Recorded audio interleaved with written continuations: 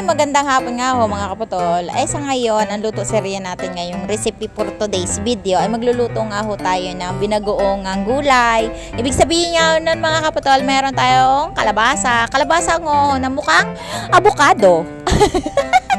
Pero super ligat ho ito. Talagang matatanggal ang iyong ngipin kapag ito ay iyong kinagat. Ay ito ay native na kalabasa mga kaputol. Ay sa sobrang ligat nga ho ay talaga namang mapapasarap din talaga ang kain mo. Ay ganito nga ho yung mga gusto kong kalabasa, yung maligat ba, hindi yung magaspang siyang kainin. Mas masarap talaga tong mga native na kalabasa ngayon ng mga kaputol.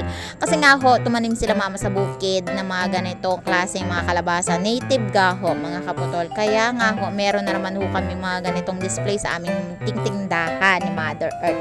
Ay nakakatawa nga ho mga kaputol kasi nga ho, buti na laang may mga ganito silang tanim. Nakakamenos kami sa pag-aangkat ng mga gulay at tinidisplay nga ho din sa may tapat ng bahay namin. Ay makikita nyo laang dito yan sa malapit sa bahay namin ang mumunting talipapa ni Mother Earth. Ay medyo dami na din sila dito ng mga talipapaan. Kaya for today's video ay pahabaan na laang sila at kanyahang mga bilihan naman ang mga customer at nakakatawa at hindi sila nasisiro sa buong araw. Ay yun laang ho ang pinasasalamat din namin sa Panginoon na kahit nga ho may mga iba't iba silang mga display dito na magkakatabi ay nagkakasundo ang bawat isa at marami din naman bumibili sa kanila. Hindi talaga sila as in nasisiro mga kapatol. Kahit papaano ay makakatubo sila ng mga 1,000 sa isang araw, 500 o ay malaking bagay na are. Kaya nga ho, ngayong gabi na nga ho, ay sobrang dami ko na namang alingaw-ngaw sa inyo at kwento. Yun na nga, dumadami na naman. Ay sarap nga ho ng aking kain dito na burger. Ay dumating nga ho sila ate dito galing San Jose. Treat niya nga ho yung kanyang anak. Kay gayon nga ho na hindi na i-celebrate ang birthday. Kay gayon nga ho na napaso ang paa. Kaya naman, nakatikim na naman kami ho ng burger na Jollibee, tsaka spaghetti, tsaka mang inasal. Uy, sana all! Dami-dami makakain. Kaya sabi ko, sapat hindi na lang ako nagluto ng binagoongan na gulay. Kaya gayon nga na may binigay naman si ate ng mang inasal. Uy, sana all talaga makakabili ng mang inasal. Soon, makakabili din kami niyan. Kaya gayon nga ho na maghihiwa muna tayo ng mga kalabasa at magbabagoong muna tayo para makasurvive na naman tayo sa buhay natin. Problema nga ho ako. Sabi ko kanina kay Jowa, wala na naman tayong ulam. Hapon-hapon na lang tayo, umaga, tanghali, hapon. Na pinoproblema talaga mga kaputalang ulam. Ay bakit nga ho gayon? Nga ho, sa tanala ng buhay natin, lagi problema ang ulam. Diga? Kaya naman, sinamahan ko na rin aring itong binagoongan natin ng talong, tapos ang palaya na bunga na 1 peraso na binigay nga ako sa akin ni mama. Tapos syempre, ang pamalakasan nating malunggay na pampaggatas. Kaya kumain na kayo na maraming dahon ng malunggay nang kayo naman ay maggatas. Para sa mga nagpapadidi na ina, magmalunggay na. Pati ba naman malunggay? Prinomote na.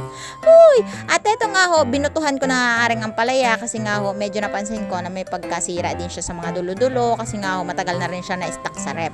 O di ka, pwede na yan. Dahil nga ho, ako lang naman ang mahilig sa mga ganitong ulam, dini sa bahay, ay buti nga kahit papaano, hindi naman maarte ang aking asawa. Kay kung ano naman niluluto ko, ayun naman kain niya.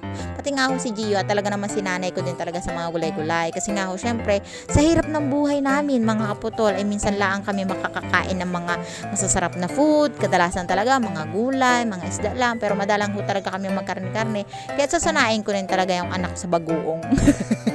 Sa tubig asin, sa may patapata, patapik-tapik sa mantika at tuyo, patapik-tapik sa bagoong at mantika, minsan-minsan tunsoy, ganon. Yung mga simpleng lutuin laang, kung ano yung mga nakikita nyo ng mga niluluto ko, gayon laang yung mga pinapakain ko sa anak ko at sa mag-asawa. Hay!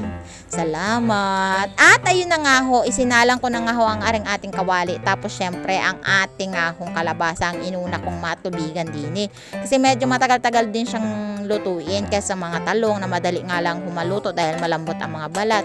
Dahil binagoongan nga ho at minsan-minsan laan din tayo makakatikim ng gayon at makakaluto mga kaputol.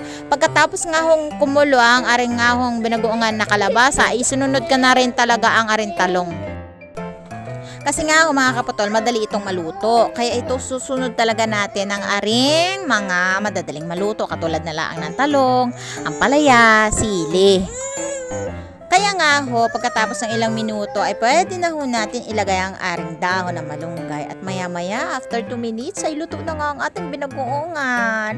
Huy, madalas nga ho ang makakakain nito ay mga Ilocano ang mahihilig katulad ko. O ay maraming salamat nga ho para sa lahat ng mga manonood ngayong gabi at meron na naman ho kayo narinig na alingaw-ngaw ni Kaputol at saka eto na naman, nakashare na naman ako sa inyo ng recipe for today's video ay nakakatuwa ko. Ay maraming salamat nga mga Kaputol sa mga nanonood. Thank you!